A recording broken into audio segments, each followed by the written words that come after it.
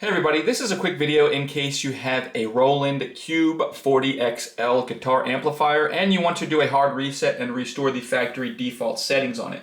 Now you're going to want to do this basically for one of two reasons. The first one being troubleshooting. If your amp is not working or if it's having problems with the sound or anything like that, sometimes a hard reset can fix these issues.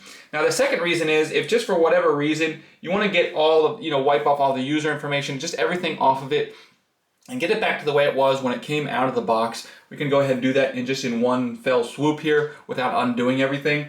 So all you're going to do, if you want to do that, we're going to start with the power turned off.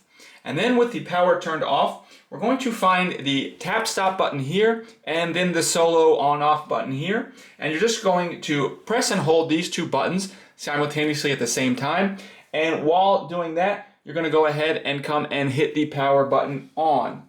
And when you do that, the solo light here will start to blink and everything will be restored to the factory defaults. Once that happens, then you can go ahead and set it up as a brand new device.